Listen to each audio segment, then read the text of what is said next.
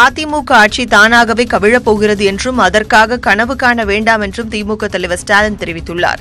திமுக பிரமுகர் இல்ல திருமண விழா சென்னை தேனாம்பேட்டையில் நடைபெற்றது. இதில் கலந்து கொண்ட ஸ்டாலின், நாடாளுமன்ற தேர்தலோடு சட்டமன்ற தேர்தலும் வந்துவிடுமோ என்ற சந்தேகம் தனக்கு உள்ளதாக குறிப்பிட்டார்.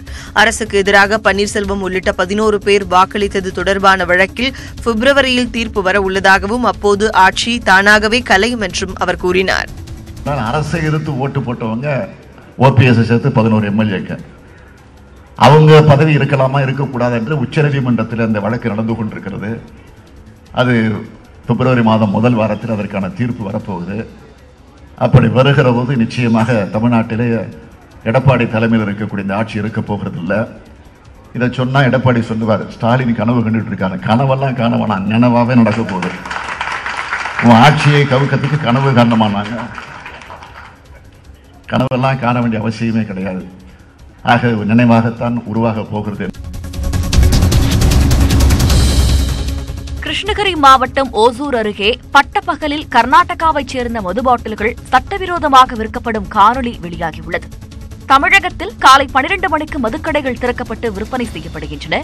ஆனால் காரப்பள்ளி கிராமத்தில் செந்தில் நகர் பகுதியில் காலை 6 மணி முதல் பொது இடங்களில் கர்நாடக மது பாக்கெட்டுகள் மற்றும் பாட்டில்கள் விற்கப்படுவதாக அந்த பகுதி மக்கள் குற்றம் சாட்டுகின்றனர். கர்நாடகாவில் 48 ரூபாய்க்கு விற்கப்படும் மது பாக்கெட் ஓசூரில் 100 ரூபாய் முதல் 150 ரூபாய் வரை விற்கப்படுவதாகவும் அவர்கள் கூறுகின்றனர். ஓசூர் நகர போலீசாருக்கு தெரிந்தே இவை விற்கப்படுவதாக அந்த பகுதி மக்கள் குறிப்பிடுகின்றனர். இந்த ஆண்டின் முதல் மனதின் குரல் நிகழ்ச்சியில் பிரதமர் நரேந்திர மோடி உரையாற்றினார். கர்நாடகாவில் உள்ள சித்தகங்கா மடத்தின் தலைவர் ஸ்ரீ ஸ்ரீ ஸ்ரீ சிவகுமார் சுவாமியின் மறைவிற்கு இரங்கல் தெரிவித்த அவர் 111 வயது வரை ஏழை மக்களின் கல்வி பொருளாதாரம் மேம்பட பாடுபட்டவர் என்றும் புகழாரம் சூட்டினார். மக்களவைத் தேர்தல் வரவுள்ளதை சுட்டிக்காட்டிய அவர் 21ஆம் நூற்றாண்டில் பிறந்தவர்கள் முதல் முறையாக இதில் வாக்களித்து தேசத்தின் வளர்ச்சியை தங்களது தோளில் சுமக்க உள்ளதாகவும் கூறினார். ஜனவரி 23இல் நேதாஜி சுபாஷ் சந்திரபோஸின் பிறந்தநாளை முன்னிட்டு சுதந்திர போராட்ட வீரர்களுக்கான அருங்காட்சியகத்தை திறந்து வைக்க வாய்ப்பு கிடைத்ததாக மோடி மகிழ்ச்சி தெரிவித்தார். அரசு ஊழியர்கள் வேலைநிறுத்த போராட்டத்திற்கு சுமூக தீர்வு எட்டப்பட வேண்டும் என பாமக நிறுவனர் ராமதாஸ் வலியுறுத்தியுள்ளார். இதுகுறித்து அவர் விடுத்துள்ள அறிக்கை குறிப்பில், தேர்வுகள் தொடங்கப்படவிருக்கும் நிலையில் ஆசிரியர்கள் வேலைநிறுத்தத்தில் ஈடுபட்டிருப்பது மாணவர்களின் கல்வியை பாதிக்கும் என தெரிவித்துள்ளார். வேலைநிறுத்தத்தில் ஈடுபடுவோர்களை கைது செய்வது போராட்டத்தை மேலும் தீவிரப்படுத்தும் எனவும் ராமதாஸ் கூறியுள்ளார். இதனால் அரசு ஊழியர்கள் மற்றும் ஆசிரியர்களுடன் பேச்சுவார்த்தை நடத்தி போராட்டத்தை அரசு முடிவுக்கு கொண்டு வர வேண்டும் என அவர் குறிப்பிட்டுள்ளார். திருச்சி மணப்பாறையை அடுத்த கருங்குளத்தில் ஜல்லிக்கட்டு போட்டி விறுவிறுப்பாக நடைபெற்று வருகிறது. திருச்சி, திண்டுக்கல், மதுரை, சிவகங்கை, புதுக்கோட்டை உள்ளிட்ட பல்வேறு மாவட்டங்களில் இருந்தும் 650 காளைகளும் 632 மாடுபிடி வீரர்களும் பங்கேற்றனர். களத்தில் சீரிப்பாயும் காளைகளை அடக்கும் வீரர்களுக்கு சைக்கிள், மிக்சி, கட்டில், தங்கம், வெள்ளி நாணயங்கள் பரிசாக வழங்கப்படுகின்றன. இதேபோல அடங்க மறுக்கும் காளைகளின் உரிமையாளர்களுக்கும் பரிசு பொருட்கள் வழங்கப்படுகின்றன.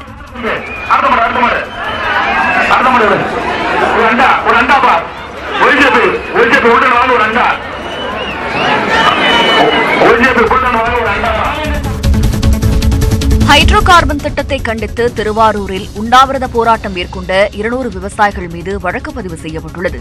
திருவாரூர் மாவட்டம் திருக்காரவாசலில் இருந்து நாகை மாவட்டம் கரியாப்பட்டினம் வரை ஹைட்ரோ கார்பன் எடுக்க மத்திய அரசு அனுமதி அளித்துள்ளது. இதனை கண்டித்து தமிழக காவிரி விவசாயிகள் சங்கத்தினர் உண்ணாவிரத போராட்டம் நடத்தினர். இந்நிலையில் உரிய அனுமதி பெறாமல் போராட்டம் நடத்தியதற்காக போலீசார் PR பாண்டியனுடன் வாக்குவாதத்தில் ஈடுபட்டனர். அதனைத் தொடர்ந்து அனுமதியின்றி போராட்டம் நடத்துதல், பொதுமக்களுக்கு இடையூறு ஏற்படுத்துதல் உள்ளிட்ட 2 பிரிவுகளின் கீழ் 200 விவசாயிகள் மீது வழக்கு பதிவு செய்யப்பட்டது. நேற்று நடைபெற்ற குடியரசு தின விழாவில் காங்கிரஸ் தலைவர் ராகுல் காந்திக்கு 2வது வரிசையில் இடம் ஒதுக்கப்பட்டது. 2018 குடியரசு தின விழாவில் ராகுல் காந்திக்கு 6வது வரிசையில் இடம் ஒதுக்கப்பட்டிருந்தது. இதற்கு காங்கிரஸ் உள்ளிட்ட எதிர்க்கட்சிகள் கடும் எதிர்ப்பு தெரிவித்திருந்தன.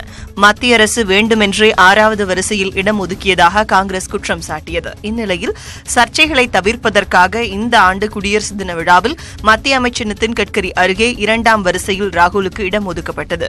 இதனிடையே விழாவில் சிறப்பு விருந்தினராக கலந்து கொண்ட தென்னாப்பிரிக்க அதிபர் சிரில் ராமபோசா ராகுல் காந்தியை தென்னாப்பிரிக்கா வருமாறு அழைப்பு விடுத்தார்.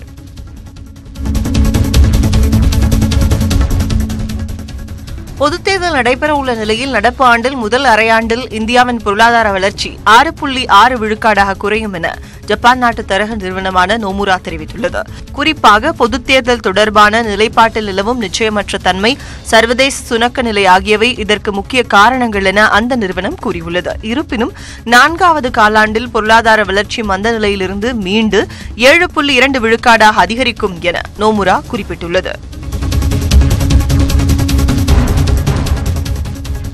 மலைகளின் இளவரசி என்று அழைக்கப்படும் கொடைக்கானலில் வார விடுமுறை நாளான இன்று சுற்றுலா பயணிகளின் கூட்டம் களை கட்டியது. பைன் மரக்காடு, மோயர் பாயிண்ட், குணா குகை, தூண்பாறை, பசுமை பள்ளத்தாக்கு போன்ற தலங்களில் சுற்றுலா பயணிகள் குவிந்துள்ளனர். குதிரை சவாரி, சைக்கிள் சவாரி, படகு சவாரி செய்தும் மேனியை வருடிச் செல்லும் மேகங்களையும் இதமான சீதோஷண நிலையையும் சுற்றுலா பயணிகள் உற்சாகமாக அனுபவித்து வருகின்றனர்.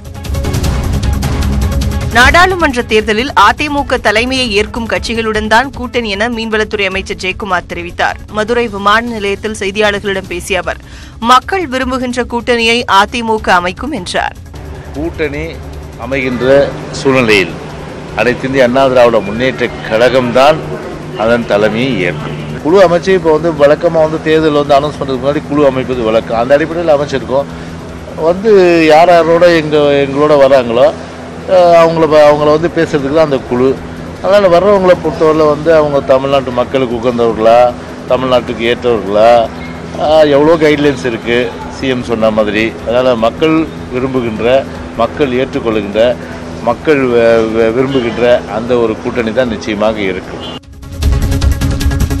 சத்தியமங்கலம் புலிகள் காப்பகத்தில் நீர்வளத்தை செயற்கைக்கோள் மூலம் கண்டறிய ஏற்பாடு செய்யப்பட்டுள்ளதாக இஸ்ரோ விஞ்ஞானி மயில்சாமி அண்ணாதுரை தெரிவித்துள்ளார். ஈரோடு மாவட்டம் சத்தியமங்கலத்தில் செய்தியாளர்களிடம் பேசிய அவர், காட்டுத்தீ பிடித்தால் செயற்கைக்கோள் மூலமாக அதனை அறிந்து கொள்ளலாம் என்றும், அதேபோல் காடுகளின் வளத்தை கண்காணிக்க முடியும் என்றும் கூறினார். இதன் மூலமாக காடுகளின் நீர்வளம் குறைவதை தடுத்து வன விலங்குகள் இடம்பெயர்வதையும் தடுக்க முடியும் என்றும் அவர் தெரிவித்தார். இப்போ செயற்கைக்கோள்கள் வழியாக நாங்கள் போய் காட்டுத்தீயை அணைக்க முடியாது. செயற்கைக்கோள்கள் வழியாக இப்போ காட்டுத்தீ உருவாச்சுன்னு உடனே சொல்கிறதுனால அதற்கான கட்டுப்பாடுகள் அவங்க வளர்க்கக்கூடிய ஒன்று. ரெண்டாவது, காட்டு வளம் இன்றைக்கி எப்படி இருக்குது, ஒவ்வொரு 6 மாதமும் காட்டு வளம் எப்படி போகுது அப்படின்னே செயற்கைக்கோள் மூலம் சொல்லும் பொழுது அந்த இடத்துல அந்த டிபார்ட்மெண்ட் அவங்க போய் எப்படி காட்டு வளம் பார்க்கணும், பிராணிகள் வெளியே வருதுன்னா காட்டு வளம் சரியாக பார்க்காதனால வர்றது, அதை எப்படி பார்க்கணும் அப்படிங்கிறத ரெண்டும் சேர்ந்து அதை பார்க்குறாங்க. நெல்லை மாவட்டம் தென்காசி அருகே உள்ள குற்றால அருவிகளில் நீர்வரத்து அதிகரித்துள்ளதால் சுற்றுலா பயணிகள் மகிழ்ச்சி அடைந்துள்ளனர். கடந்த சில மாதங்களாக தொடர் பனிப்பொழிவாலும் கடும் வெயிலாலும் குற்றால மெயின் அருவி, பழைய குற்றாலம், ஐந்தருவி, புலியருவி, சிற்றருவிகளில் நீர்வரத்து குறைந்தது. இந்நிலையில் நேற்று இரவு குற்றால அருவி மலைப்பகுதியில் மழை பெய்ததைத் தொடர்ந்து அனைத்து அருவிகளிலும் நீர் ஆர்ப்பரித்து கொட்டுகிறது. பொருளாதார குற்றத்திற்காக தேடப்படும் நீரவ் மோடி மற்றும் மெகுல் சோக்சியை பிடித்து அழைத்து வருவதற்காக ஏர் இந்தியா தனி விமானம் மேற்கு இந்திய தீவுகளுக்கு விரைகிறது. பஞ்சாப் நேஷனல் வங்கியில் 11,000 கோடி ரூபாய் கடன் பெற்று மோசடி செய்ததில் வைரநகை வியாபாரிகளான நீரவ் மோடி மற்றும் மெகுல் சோக்சி ஆகியோர் நாட்டை விட்டு வெளியேறி மேற்கிந்திய கரீபியன் தீவுகளில் குடியுரிமை பெற்றனர். இதனையடுத்து அவர்களை பிடித்து வருவதற்கு ஏர் இந்தியா போயிங் தனி விமானம் தயார் நிலையில் உள்ளது. விரைவில் அவர்கள் இந்தியாவிற்கு அழைத்து வரப்படுவார்கள் என எதிர்பார்க்கப்படுகிறது.